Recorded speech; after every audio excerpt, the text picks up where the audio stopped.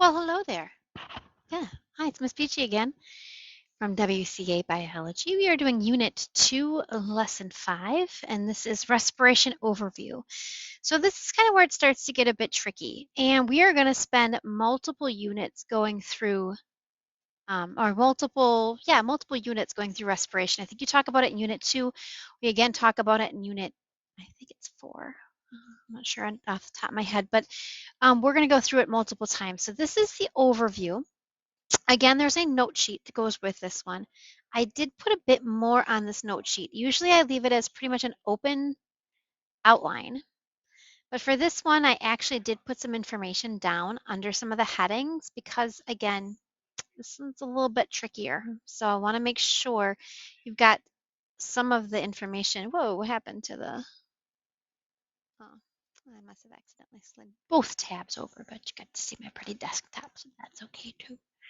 All right, so we're going to do cellular respiration here and kind of look at it just, again, as an overview. Again, some of these terms will look familiar, and then there's some new terms that we're introducing here today. ADP, we've talked about ATP, but there's ADP as well. So we'll get into that. That's adenosine diphosphate. Anaerobic, which I don't think we talked about either. ATP, we've brought that guy up before. It's the gold. Good stuff. Cellular respiration, which we've talked about. Cofactor is a new term. Electron transport chain is a new term, but you'll see it multiple times over the course of the semester. Glycolysis is a new term. Krebs cycle, probably a new term as well. NAD plus and net ATP. Those are our vocab terms for this section. Okay, so I talked to you about this. We are animals. So is my friend, the blue-footed booby here. Beautiful bird. Also an animal, right? In animals, we can't make our own food, so we have to eat other things to get our food. Now, here's the deal. Plants, they make their own food. However, even though they do make their own food, they still have to do cellular respiration. They're not exempt from that because when they make the sugars, they have to then be able to break those sugars down and use them to make ATP.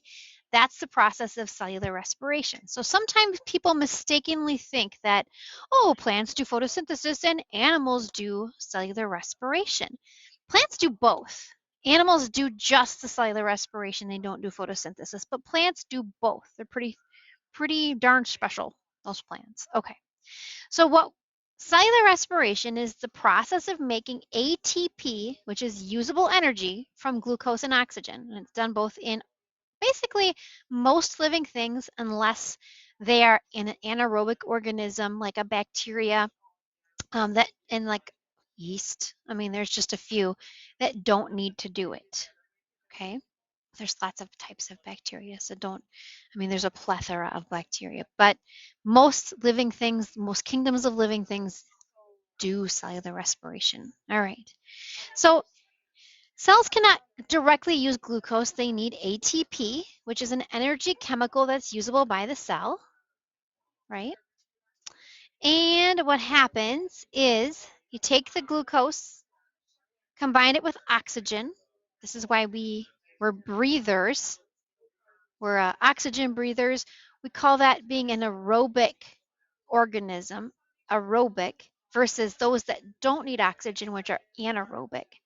So being aerobic, meaning I need oxygen.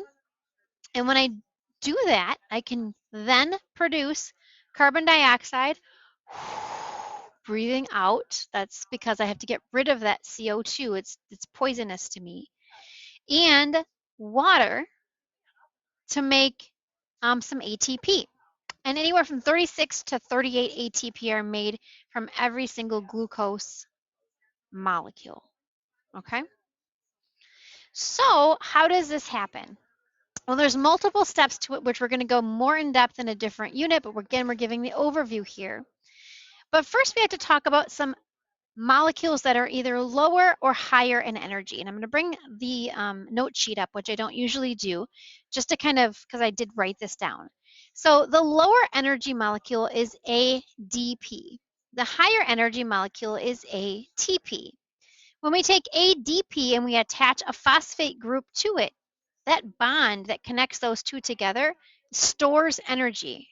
Roughly 30.6 kilojoules of energy is stored in the bond between ADP and the phosphate group. So it takes energy to make ATP, but then that energy can be used later when the cells need it to perform their metabolic functions. So it takes energy to make it, it stores energy for use later. The lower energy molecule is AD or NAD plus. The higher energy version of that is NADH.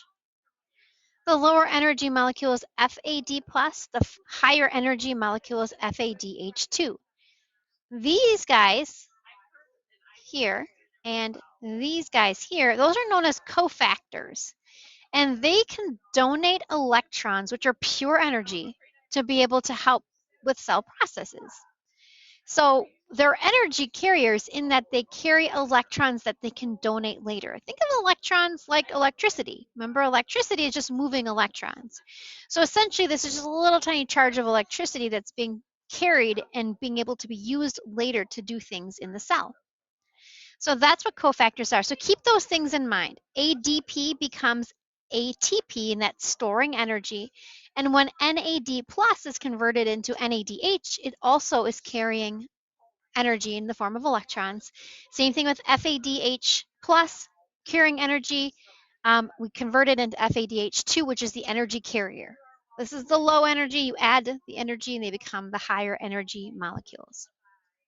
Okay, so let's see here. Go on to the next slide.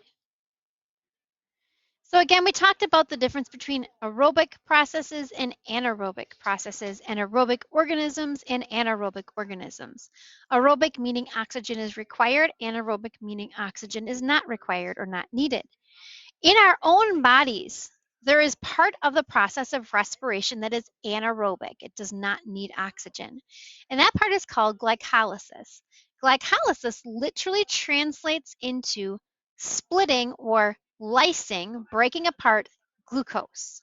Glucose is a 6-carbon molecule, C6H12O6, and it can be broken down into a 3-carbon molecule called pyruvate or pyruvic acid, and it is broken down in the process of glycolysis. So glycolysis breaks apart glucose into pyruvate. Let me see if I can find my note sheet again because I wanted to bring that guy back up. Here it is. All right. Okay, bring it over here for a moment. So glycolysis, which is anaerobic, breaks apart glucose into pyruvate. To do this, that takes energy to break a molecule apart. You have to bust those bonds. So it takes 2 ATP to actually do that, but it also makes 4 ATP in the process. So there is a net of 2 ATP that is gained here. So what that means is that we use some of it to do glycolysis, but then there's still some left over. So even though glycolysis makes 4 ATP, 2 of those are needed to start glycolysis over again to then split apart another glucose molecule. And then there's 2 left over. And those 2 left over are able to then go on and do other things in the cell, be able to, perform other functions in the cell, like making you warm or helping to digest your food or, all sorts of different things that you do. The other things that are found in or that are happening in glycolysis, I should say 2. TO, sorry, spelling mistake there. It also converts NADH, one of those cofactors, into NADH. So NAD plus into NADH. So it takes this lower energy molecule of NAD plus and makes this higher energy cofactor NADH, which again is then being able to use that energy, those electrons, to go do other things, right? So that's an anaerobic part of respiration. Then we have the aerobic part of respiration. And there's 2 parts of that. There's the Krebs cycle and the electron transport chain. This goes into more detail than I really want you to know. I don't really want you to know the detail that is presented here or later on in Unit 4. So in the Krebs cycle, what I want you to know is, first of all, remember what happened is that glucose molecule was split apart into two pyruvates. So we no longer have glucose anymore. We have two pyruvates. Those two pyruvates go into the mitochondria of the cell. So they actually go into this mitochondria here, right here, and right here. And in the mitochondria, they go through some more breakdowns. They can't handle it anymore. So not a mental breakdown. They're physically breaking down. And it walks you through exactly what they break down into here. I think it's really unnecessary in biology to know that they become two of the acetyl-CoAs and that stuff. I feel like you should just kind of edit that part out and we can just kind of gloss over the fact that they break down ultimately into 2 ATP and then carbon dioxide is released. And there are additional cofactors that are made here. And let me actually put those in here because that I think is important. So they make 2 ATP, they make 2 NADHs and 2 FADH2s.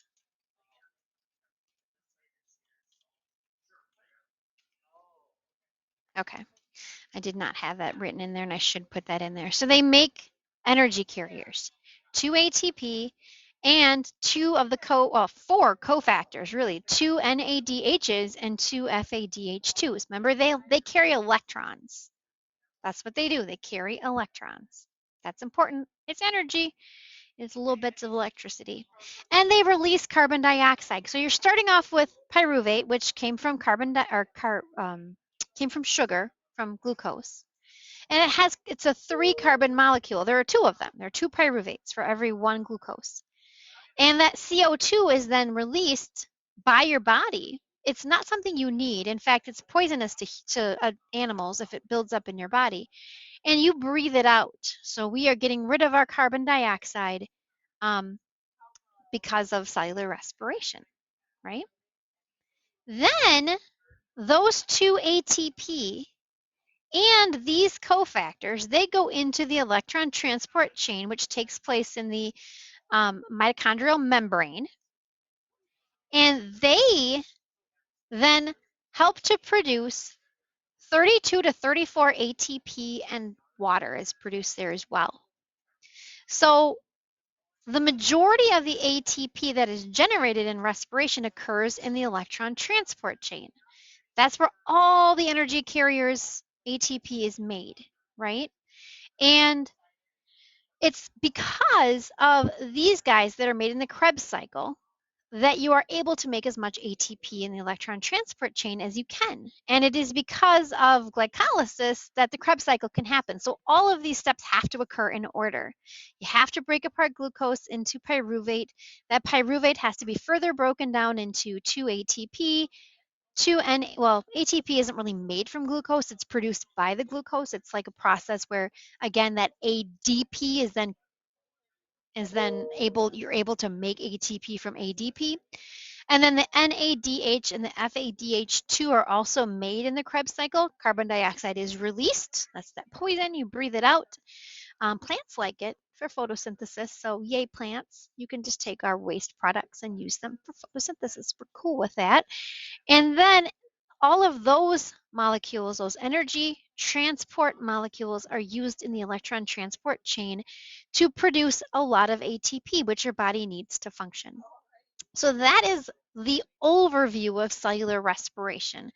We will get a little bit more in depth into it like I said, I think it's Unit 4, but not a lot of bit more in depth. I'll go a little bit more in terms of structure and where things are happening, but I don't think it's valuable for you to know every little step of the Krebs cycle or the electron transport chain. In my opinion, at this level of biology, unless you're going into, if you're in college and you're going into a medical field or a scientific field, that's really kind of something you need to know. If we're just trying to understand biology as a science at this level, this is about as much as you need to know.